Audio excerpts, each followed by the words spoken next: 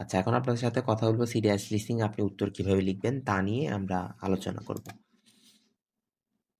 প্রথমে যেটা নিয়ে আলোচনা করব, আপনি সবসময় উত্তর আপার কেসে লেখার চেষ্টা করবেন।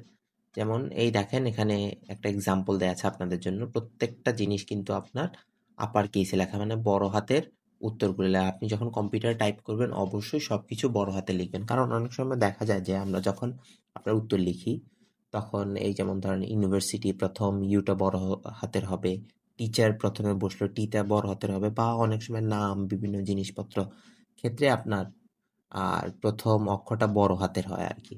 তো এইসব জিনিসের কারণে দেখা যায় ধরেন আপনি টিচার এটা প্রথম দিকে আপনার এই ধরনের ফিলিং দ্য ব্ল্যাঙ্কসে টিচারটা প্রথমে বসাতে হবে আর কি। তাহলে প্রথম যাতে হবে প্রথম অক্ষরটা টি বড় হাতের হবে, আপনি ছোট হাতে লিখে আসলেন আপনার এটা কাটা চলে যাইতে পারে। তো এই জিনিসটা অ্যাভয়েড করার জন্য আমরা কি করব, যখন আমরা সিরিয়ালস অ্যালস পরীক্ষা দিব কম্পিউটার টাইপ করব, সাথে সাথে আমরা যা আনসার লিখবো সব বড় হাতে লিখে ফেলবো।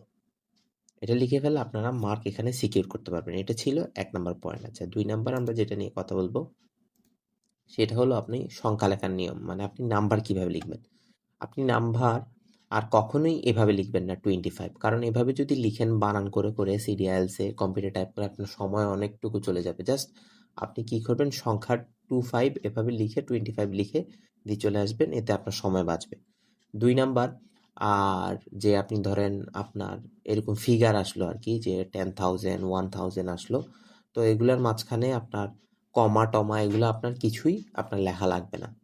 এই ছিল 2 নাম্বার। 3 নাম্বার যে ভুলগুলো মানুষ করে, 3 নাম্বারটা হলো আপনার তারিখ লেখার সময় আপনি তারিখটা কিভাবে লিখবেন। তারিখটা আপনি এভাবে লিখতে পারেন, এপ্রিলের পরে 12 দিলেন বা 12 আগে দিয়ে এরপর এপ্রিল লিখলেন। এই 3টা পদ্ধতিতে আপনি তারিখগুলো লিখতে পারেন সিরিয়ালসে, যেটা আপনার সময় এবং আপনার সবকিছু সেভ হবে, আপনি তাড়াতাড়ি উত্তর করে বের হয়ে আসতে পারবেন আর কি।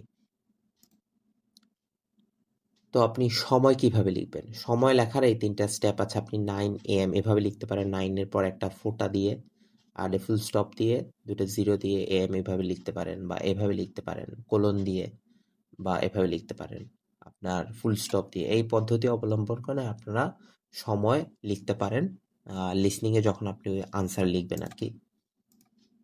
এখন আসেন, আপনার ধরেন লিসনিং একটা প্রশ্ন আসলো যে এভাবে ডলার চিহ্ন দেয়া আছে আর কি। আমরা এখন কারেন্সি নিয়ে কথা বলবো, মুদ্রা বা কারেন্সি তে আপনি কি করবেন। আপনি কখনোই এই সিম্বলটা আপনার টাইপ করে লিখবেন না। এই যেমন দেখেন এখানে লেখা আছে, যদি প্রশ্নে গ্যাপে অংশে ইতিমধ্যে ডলার বা এসব চিহ্ন দেয়া থাকে তবে আপনি উত্তরে পুনরায় চিহ্নটি দেবেন না, শুধু সংখ্যাটি লিখবেন। এই যেমন দেখেন উত্তর এখানে 50 লিখেছে, অর্থাৎ এই দেখেন 50। বুঝাইতে পারছি? এভাবে আপনি মুদ্রা বা কারেন্সি লিখতে পারেন। এটা ছিল হলো আপনার 5 নম্বর পয়েন্ট আর কি। এখন আমরা 6 নম্বর পয়েন্ট নিয়ে আলোচনা করব। লিসনিং এ সবচেয়ে কমন ভুল একটি অডিওতে বক্তা যদি শব্দটি শেষে অ্যাস বা ইয়েস উচ্চারণ করে তবে আপনাকে সেটি উত্তরে লিখতে হবে। আমরা অনেক সময় দেখা যায় যে আপনার আর মানে অ্যাস ইয়েস এগুলোতে ভুল লাগাই, দেখা গেল যে আমি পুরোটা খুব কষ্ট করে বুঝতে পেরেছি লিসনিং শুনে, বাট একটা এস না দেওয়ার কারণে আমার পুরো উত্তরটা কাটা চলে গেছে। তো এই জিনিসটা আপনারা সবসময় মনে রাখবেন। যেমন দেখেন এখানে ভুল, বক্তা বলল স্টুডেন্টস, বাট আপনি লিখলেন স্টুডেন্ট, এতে আপনি শূন্য পাবেন। অডিও শেষের দিকে খুব কান দিয়ে শুনুন স্পিকার অ্যাস উচ্চারণ করছে কিনা। আচ্ছা, এই ছিল আপনার যে আপনি লিসনিং পরীক্ষায় কিভাবে উত্তর লিখবেন তার কিছু টিপস।